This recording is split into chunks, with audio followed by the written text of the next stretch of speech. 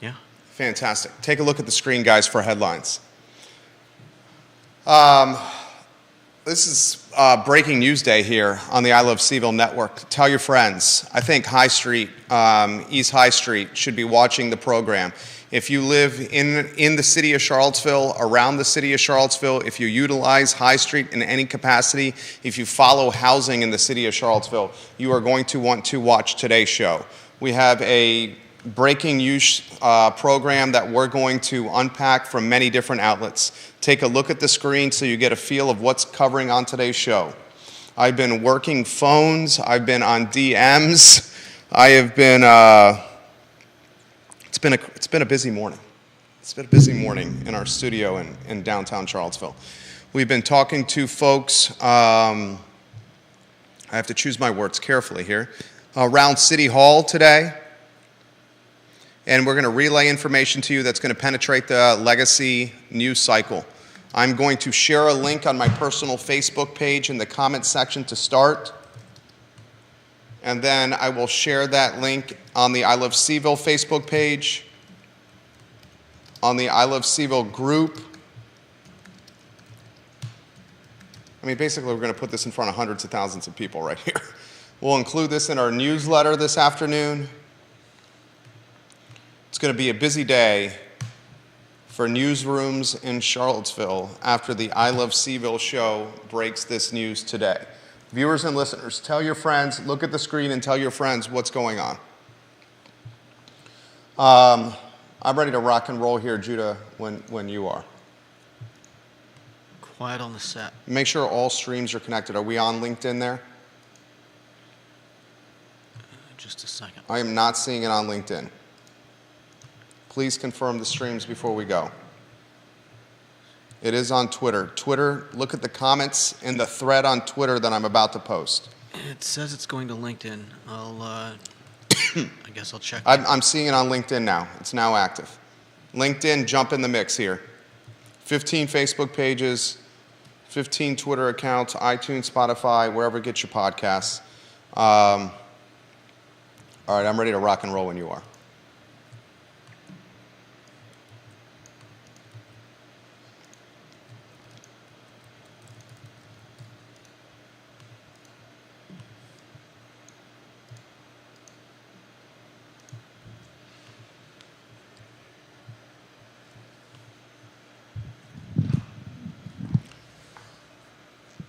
Guys, it has been a busy morning for us here at our I Love CVille studio.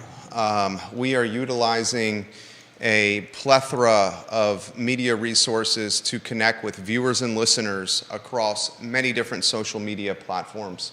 And today we are starting the program with breaking news that you will catch here on the I Love CVille show first, that will now influence what a 300,000 person market reads, hears, and digests from a media standpoint for the next few days after I finish talking today. There's a project on East High Street in a floodplain on the banks of the Rivanna River that is on the cusp of being killed by local government. I will set the stage here, and then I'll let you know what we have confirmed on and off the record through our contact list within City Hall and our contact list of influencers within the community. As early as this coming Monday, Charlottesville City Council may vote to utilize taxpayer resources. If you can kill that phone, this is important. As early as this Monday, Charlottesville City Council may vote and will likely vote to allocate $5,900,000. I'll give that number to you again, $5,900,000 of taxpayer resources to kill a 245-unit apartment complex on High Street on the banks of the Rivanna River. The land is owned by United Land Company and Wendell Wood. Wendell Wood is the largest landowner in Albemarle County. and it's not even close. Wendell Wood had a contract in place with Bo Carrington. Bo Carrington, the principal, the head honcho of 7 Development LLC. Bo Carrington was scheduled and set to purchase the 23.81 acres from Wendell Wood and then take the land and convert it into 245 apartments on East High Street. This project on the banks of the Rivanna River in a floodplain has drawn the ire of housing watchdogs, environmentalists, and the neighborhoods around East High Street. That ire, that anger, that reaction has now motivated local government, specifically Planning Commission and City Council, to figure out a way how to crush this project. A plan is tentatively in place and will be voted upon potentially on Monday by City Council to take $5,900,000 of taxpayer resources to buy the land, 23.81 acres, from Wendell Wood. 7 Development, the developer of this project, will also get a taste. It's called an assignment fee in exchange for relinquishing the right to acquire the properties for development. Furthermore, as part of this deal, City Council, Wendell Wood, and 7 Development will agree that any litigation, any lawsuits, or claims following the acquisition of the property will not transpire. Basically, when this deal goes through, Wendell, United Land Company, Bo Carrington, who owns 7 Development, they relinquish the opportunity to litigate, sue the city in any capacity. That is breaking news. That is significant news on a Thursday from the I Love CVille network in downtown Charlottesville, heard here first. If you go to ilovecville.com, I've put this in perspective with an analysis on our flagship website that is spiking in traffic in 2023. I have so much I want to unpack here. We've had now the 2nd project in the city of Charlottesville. The first one, Dairy Market. Dairy Market and Chris Henry, we broke that news as well, had a project where phase 3 of Dairy Market had 400 apartments for housing for 600 Charlottesvillians potentially crushed by the neighborhood, 10th and Page, and local activists. Now we have 245 apartments. You figure 1.5 people per apartment. Call it 367 people to 450 people in that range. Now crushed by the neighborhood and local activists. In 1 calendar year, hell, in less than 6 months, we've seen environmentalists, local neighborhoods, and activists take specifically 645 apartments out of the housing ecosystem in Charlottesville, 400 at phase 3 Dairy Market, 245 on East High Street, potentially. That is 645 apartments. Activists and neighborhoods have utilized influence and the power of perception over elected and appointed officials to crush housing. They are doing this at the exact same time when upzoning is being pushed through local government. I am talking and relaying this news to you. You are hearing it for the first time on the water cooler of information for Central Virginia this program and this network, and I am left flabbergasted, considering the hypocritical nature of all this, somewhat dismayed and shocked. Why I have those feelings is for this specific reason. How can we live in a time and place in Charlottesville where neighborhoods and activists are pushing upzoning through policy that will loosen zoning regulations to create more housing with the idea that additional housing and supply will stall or cool pricing, which creates affordability. And at the very same time, those groups of people, the same people, are squashing and killing 645 apartments,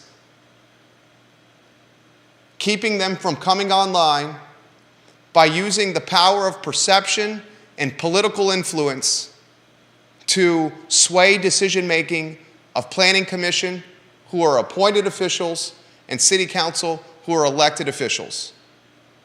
That, ladies and gentlemen, seems to be at the crossroads of,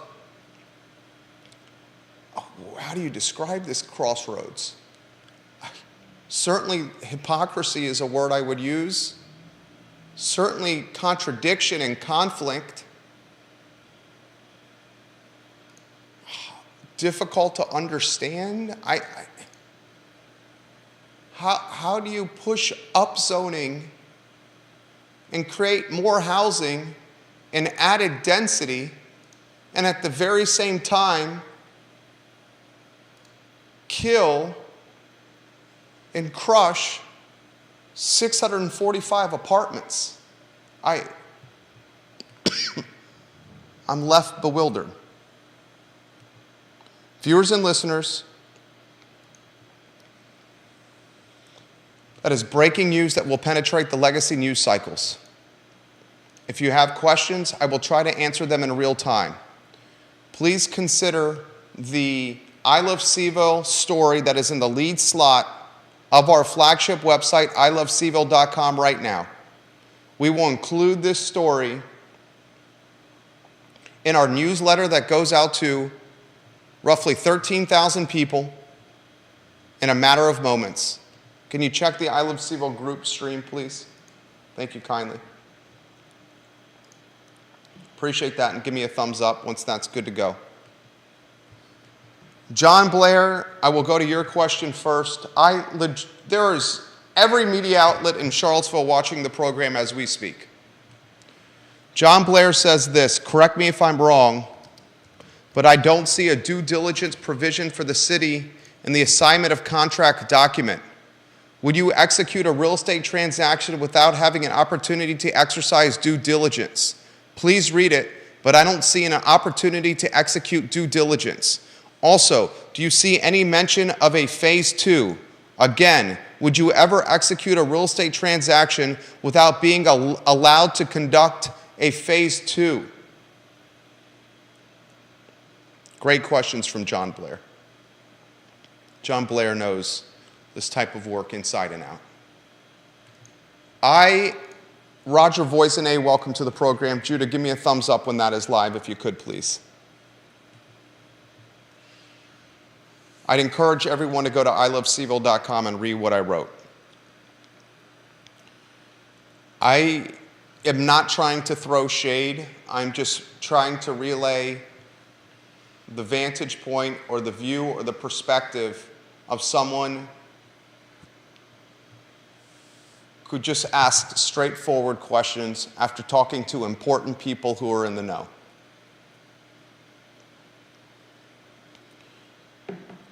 $5.9 million plus closing costs, that's over $6 million. On top of over $6 million in taxpayer resources, the Charlottesville City budget, Charlottesville City yearly budget, what is it, like $223 million per year? Let me look. The Charlottesville yearly budget Call it $225 million. If you can let me know what the yearly budget is on Charlottesville, that would be fantastic. Charlottesville yearly budget.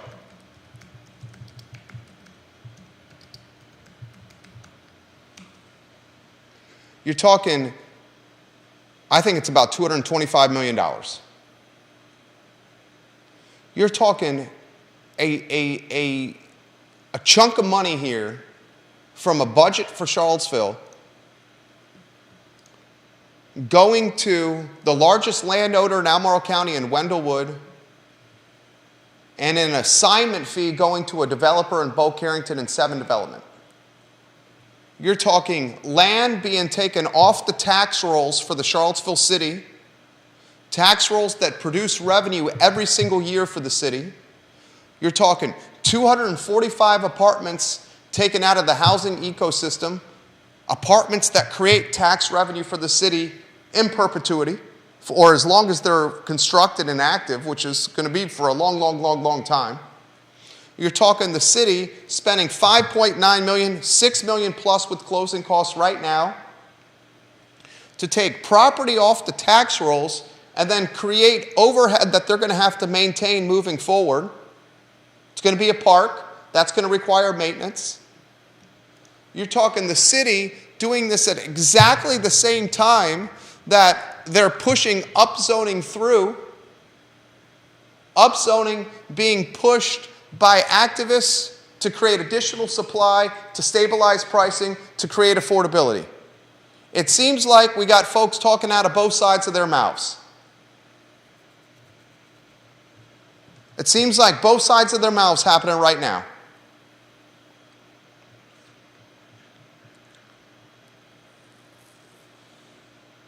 I think Wendell Wood is getting a sweetheart of a deal. And there's a reason he's the largest landowner in Albemarle County, because he gets sweethearts of deals. I think Bo Carrington, I'm not sure what his assignment fee is going to be here, and 7 Development, but they're getting a sweetheart of a payday as well. That project by the Rivanna River would have been a pain in the tail to do. If this is positioned correctly by Wendell Wood and Bo Carrington, they're going to look like good Samaritans. Hey, we decided not to do these 245 apartments. We chose to go hand in hand to the city, and we chose to do a deal with them because we wanted what was best for the community. That's what we did here. Carrington and Wood get a lot of good equity and positive brand recognition. And you know what? I give serious props to Carrington and Wood, because they know how to play the game. They're playing chess when other folks are playing checkers.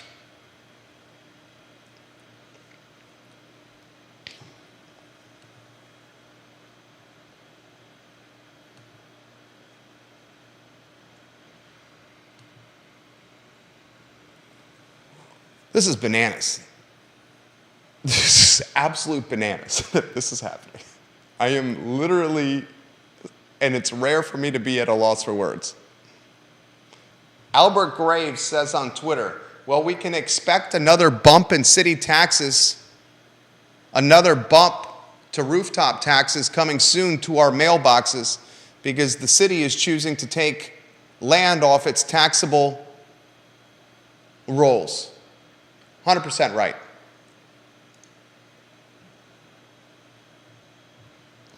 Deep Throat on Twitter says, you know well that for many activists, upzoning isn't about anything other than exacting some sort of revenge on neighborhoods which they are jealous of. That's Deep Throat on Twitter. Deep Throat, who's a smart guy, suggested this to me. Listen to this from a smart man. He says, now here's what would have been win-win for the city and for Wendell Wood.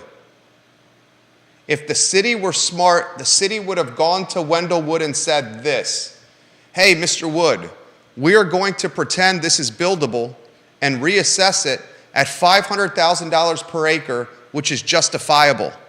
We're going to call it $12 million. But we privately agree that you will put this land into conservation easement. In this scenario, Mr. Wood gets a federal tax write-off that would be worth probably 30% of the $12 million to him, plus there's a huge tax credit program for conservation easements paid out by the Commonwealth. Then he shares the link to me. 40% tax credit, so that's another $4.8 million in tax credit, which I'm sure Wendell Wood can use. He's being sarcastic there. Wendell Wood's super rich. So that would cost the city nothing, and it would get Wendell Wood even more than what he got, particularly after taxes. Then Deep Throat says, but hey, that's what a New York finance guy would cook up. It's very different down here in the South.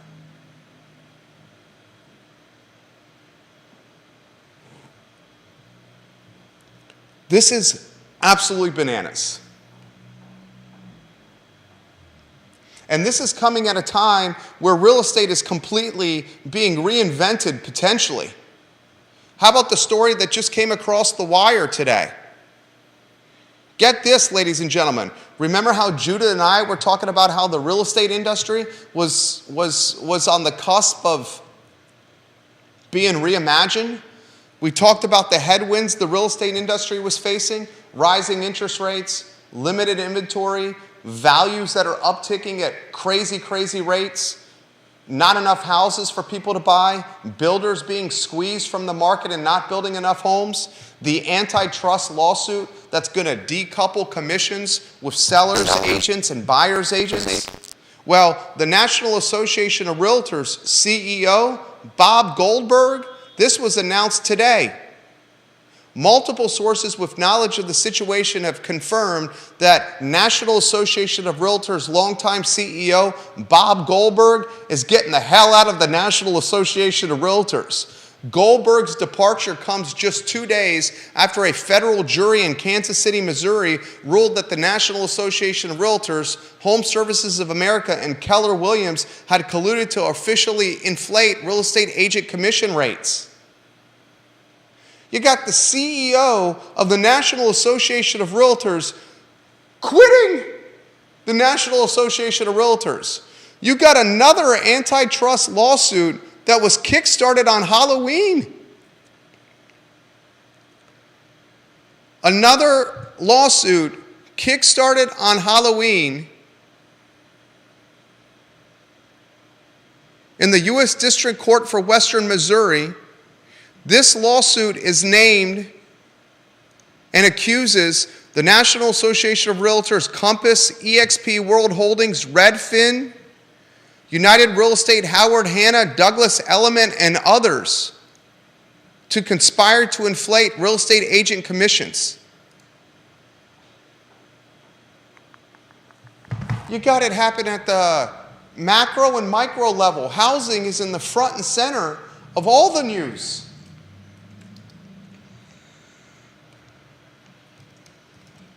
If you're just tuning into the program, the city of Charlottesville, as early as Monday, at its city council meeting, according to multiple sources, will vote to utilize $5.9 million of taxpayer resources plus closing costs to acquire 23.81 acres on the banks of the Rivanna River to eviscerate, crush, and kill a 245-unit apartment complex from being built. Housing watchdogs, environmentalists, and the neighborhoods around High Street utilized the power of the populace to influence Planning Commission and City Council into a decision.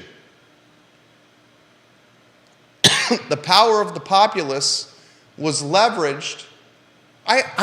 Is this what really happened? I sincerely want to ask you guys a question here. I sincerely want to ask you a very real question. I have every media outlet watching the show right now in Charlottesville, Virginia.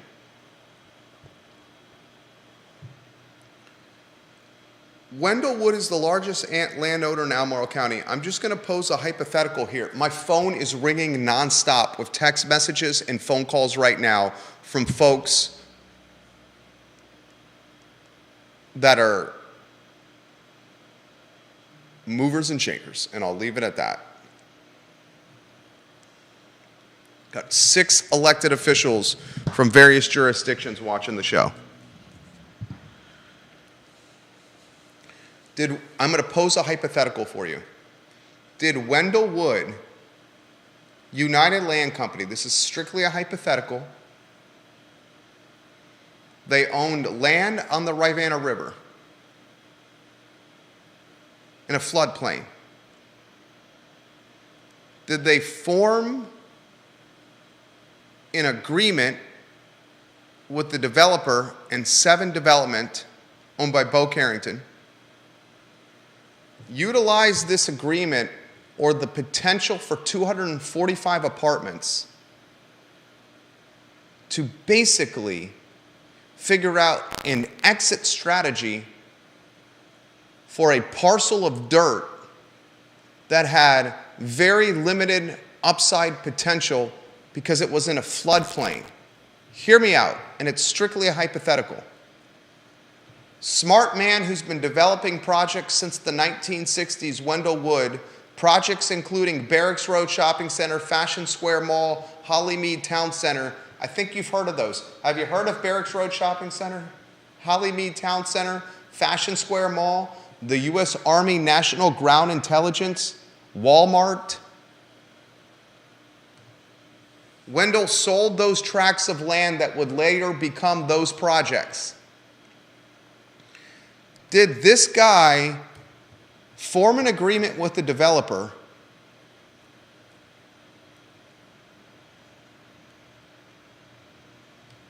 knowing that the developer was going to create plans for a project, apartments, 245 of them, knowing that the backlash for these 245 apartments would be so significant and so severe that outcry from the public would be loud and influential, which in turn would drive local government, elected officials, and planning commissioners to act rashly and quickly, which created an inflated value of the dirt and a fast exit strategy for the largest landowner in Albemarle. God, that is effing, that's not chess. That's a DeLorean, a flux capacitor, and Doc Brown, and seeing into the future. That's like Marty McFly getting the sports almanac in the future and taking it back to Hillsdale and putting bets on the Chicago Cubs. I'm not saying that's what happened, but that's a hypothetical scenario that could have transpired before our very eyes. You take a parcel of land that all he's done is paid taxes on, a parcel of land in an area that's called a 100-year flood risk. You create a joint venture with the developer. The developer gets plans created for 245 apartments. The 245 apartments scare the bejeebus out of the neighborhood, out of environmentalists, and out of activists. This group of people, the neighborhood, the environmentalists, and the activists, then utilize the power of the populace to demand council buy the land from Wood. Wendell waits and says, I'm not going to sell it. I want to do this project with 7 Development unless the price is right. The price becomes so sweet, $5.9 million plus closing costs covered. Wendell and 7 Development say, okay, I'm out. Just give me the check. We'll take $6 million. It's cool. Holy sh.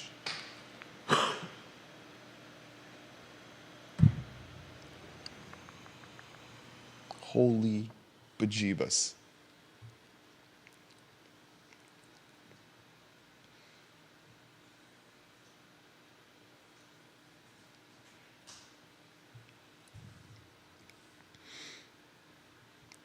maybe the only thing the city has, I gotta give them the benefit of the doubt here.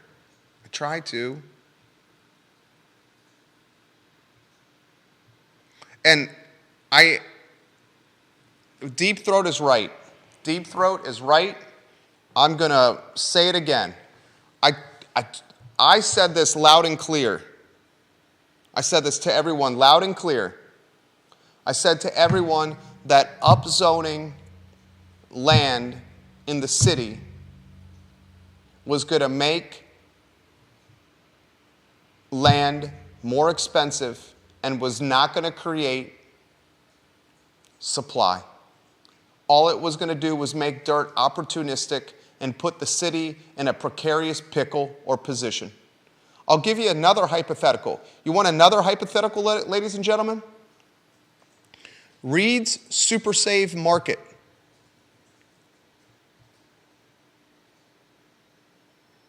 Dude, you should see the text messages and the emails that are coming in my inbox from these people. Reed Super Save Market.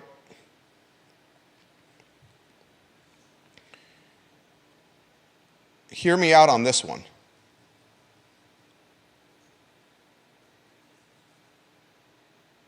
Upzoning with Reed's Super Save Market is going to make the dirt in the land under this grocery store that serves a historically margined community, financially margined, racially margined community.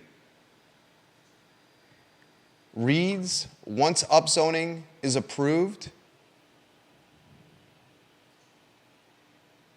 is going to have even more upside in value. If you are the owners of Reed's and upzoning takes your land and increases it 3 to 4x in value, how much longer will you stay fighting to run a grocery store with 3 and 4% margins where the shelves are vacant and bare and empty of groceries? How you make your money selling things on shelves. Upzoning is going to take a piece of land like Reed's and make it spike in significant value, and then the family that owns the grocery store and the land will say, why am I going to continue running a grocery store when we can't afford to keep groceries on the shelves? Why don't we just exit, close the business, and sell for many millions of dollars thanks to this government policy that 3, 4, 5x'd the value of our dirt? Seriously. The future of that parcel is not a grocery store with empty shelves and 3 and 4% profit margin business model.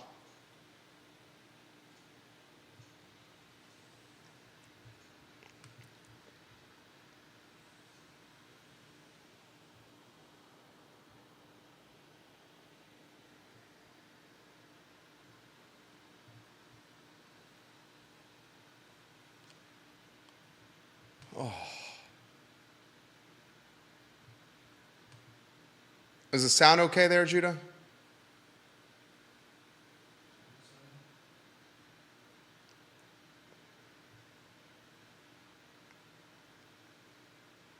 This is crazy. This is the epicenter of Looney Tunes. Lonnie Murray watching the program, another very smart guy. Lonnie Murray says, I could be wrong about this, but Charlottesville's proposing to spend all this money, but as I understand it, they still have not fixed the ordinance that allows building on a floodplain in the first place. If that ordinance was in place, all this would be a non-issue. I'm going to respond to saying to Lonnie, bingo. Well said.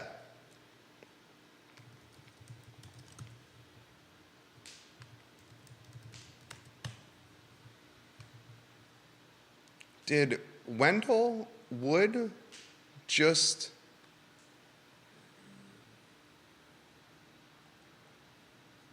I don't want to use the word fleece or finagle? Maybe the word I use is outwheel and deal the city? He took land that he's owned for a really, really long time, that all he was doing was paying taxes on it, land in a floodplain. He put lipstick on a pig and sold the pig as if it was the finest T-bone steaks possible. He put lipstick on a pig, plans from Shimp Engineering, local media touting 245 unit apartments. And he said, let's see if this lipstick on a pig, these plans from Shimp Engineering, and this news cycle influence will get neighborhoods and activists and environmentalists enraged and angry. And in the ear of commissioners planning and councilors city. And let's see if these dozen people will escalate the value of my dirt that's next to a river that can get flooded at any time and give me a multi-million exit and even cover the closing costs for me. And if I do it right, I can do a joint venture with the developer and make sure he gets his taste too.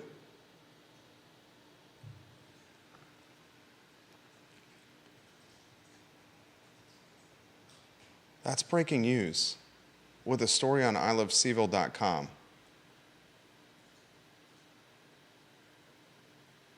I am equal parts impressed with Mr. Wood and United and Mr. Carrington and 7 Development.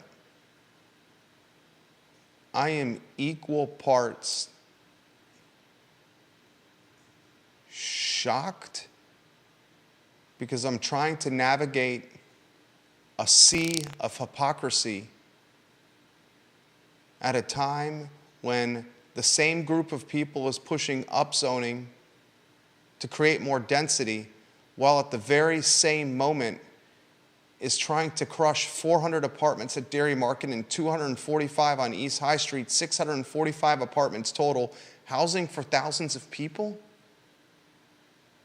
And I'm equal parts flabbergasted and confused that local government would do this. It's on the docket for Monday's meeting.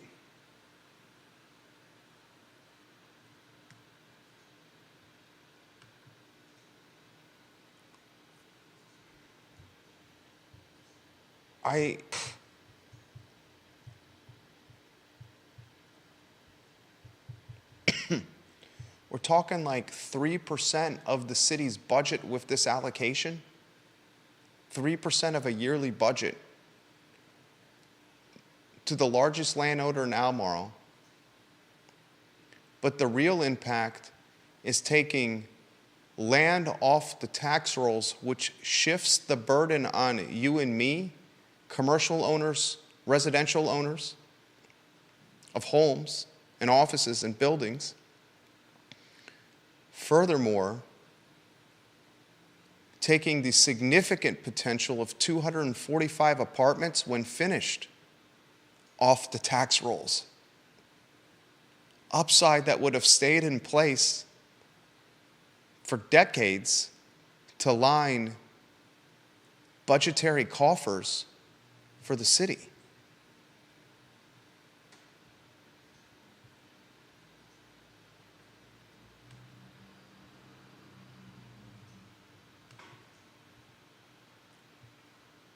Wow.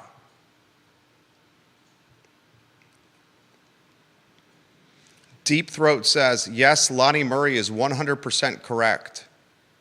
Albemarle County has an ordinance that would have banned this development in place.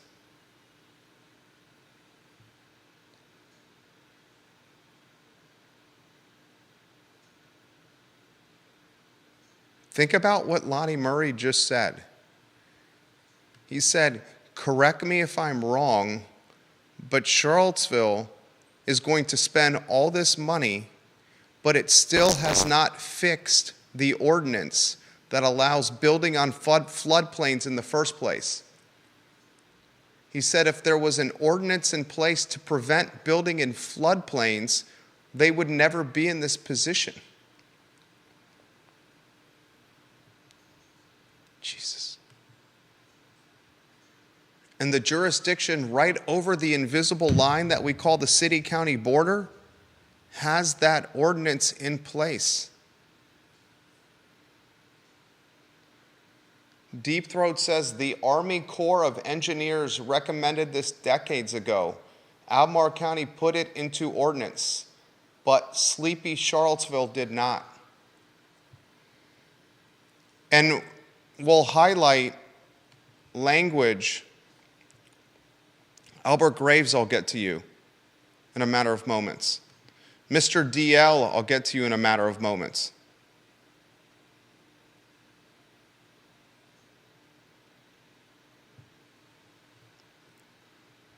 How about this from Michael Payne at last night's city work session? Michael Payne said this, and I'll tell you what.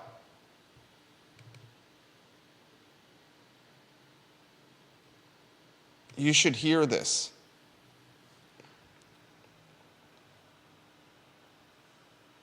I'm going to read it verbatim to you.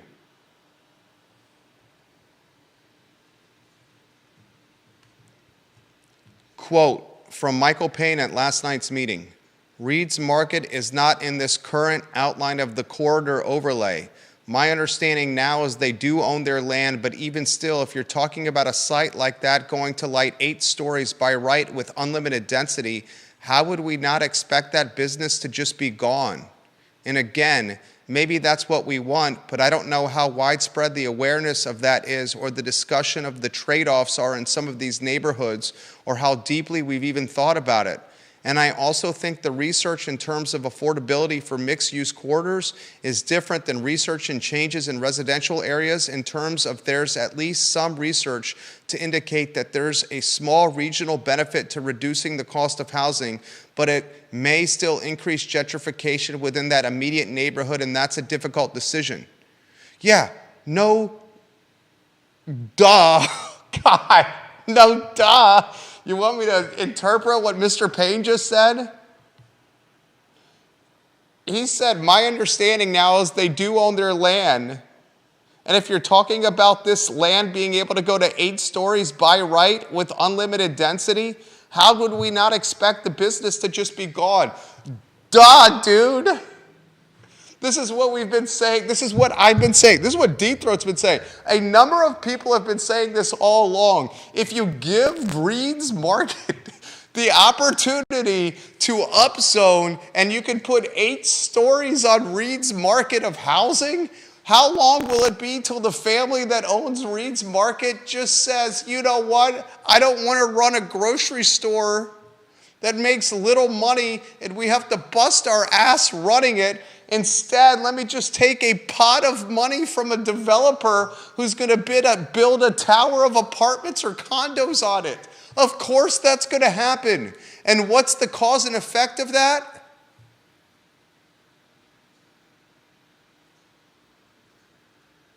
Gentrification. A financially margined and racially margined community losing their grocery store that's in walking distance. A grocery or food desert.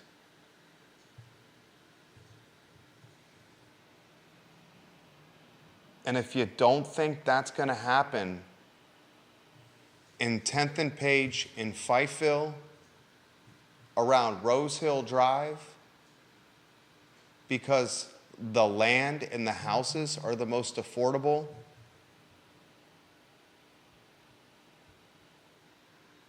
And the easiest to assemble?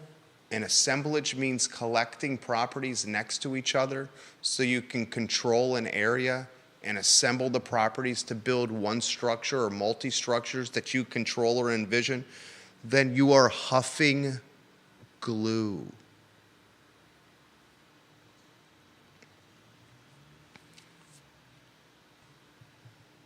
Lonnie Murray also said the cause and effect of upzoning would be this.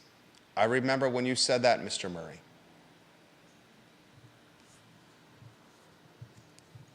Carol Thorpe. Jerry, my friend, you say you're flabbergasted and confused. I say this is business as usual by Charlottesville city government. As a longtime observer, like Deep Throat and a few others, this is par for the course. Hypocrisy, deception, duplicity, and more has been the hallmark of the stranglehold of the Democrat-controlled governance for more than 5 decades. For me, your report today doesn't even raise an eyebrow. There's nothing new to see, and that's very sad for me to say. Sarah Hill Buchensky. It sounds like an economics class should be required before serving on city council or the board of supervisors. John Blair, Wendell just made $58 million in a land sale to Albemarle County. The city of Waynesboro's entire general fund budget for fiscal year 2023 was $57 million. Charlottesville and Albemarle literally just paid Wendell Wood more money in 1 year than the entire city of Waynesboro budget. That puts it in perspective. Jeez Louise. One of your best comments. Puts things in perspective. Wendell Wood, that was Rivanna Station. Albemarle County and the Board of Supervisors bought land from Wendell Wood for $58 million to keep the government contractors and the spies and all the government agencies with all those various letters in Albemarle County for a very, very long time. Donna Price came on this network and she said it was the greatest economic development decision by government in Albemarle County history besides the creation of the University of Virginia. Those were her words. $58 million allocated to Wendell Wood. And now he's getting $5.9 million plus closing costs from the city of Charlottesville. Wendell Wood's done 2 deals in 2023 with local government that have made him $64 million. Did you hear what I said, Judah? Yeah. 2 deals with Albemarle County, one with Albemarle, one with the city of Charlottesville, that have made Wendell Wood $64 million. Wendell Wood, if I saw you right now, I'd give you a handshake, I'd give you a bear hug, I'd give you a flying chest bump, I'd give you a high five. I got a full bar over there. Can you show the full bar with the studio camera? What do we got? We got scotch, we got bourbon, we got gin, we got every vodka, we got rum, we got everything possible. Show them the bar. Wendell, I'd say go to the bar, pick whatever drink you want. I'm pouring. And I'm pouring for as long as you're staying. And I just want to learn from you, dog. I just want to learn from you, homie. Albert Graves.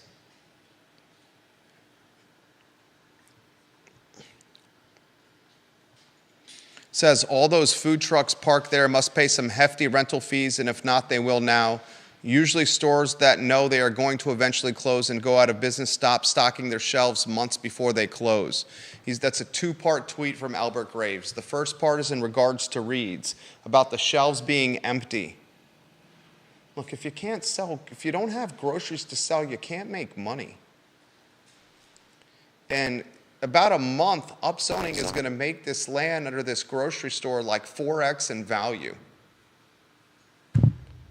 if you don't see the writing on the wall, development, 8 stories, apartments or condos, you're not reading the tea leaves, dudes. That's what he's talking about there. Now, one correction here for you, Albert Graves. The food trucks he's talking about parked at the bottom of High Street, catty corner from the CVS, across from Cosner Brothers. That's land actually owned by the Cosner family. And I do know that the Cosner family is very generous in what they charge those food trucks. The last I heard, they charged as little as $20 per day for them to park there. I think that price has gone up because that number was told to me by the family a couple of years ago, so I'm sure it's been risen. But the family is committed to keeping that parking lot where Tacos Gomez, for example, is parked, where Angelique's trailer has been parked, has been committed to keeping that parking lot extremely affordable for the trucks to park on.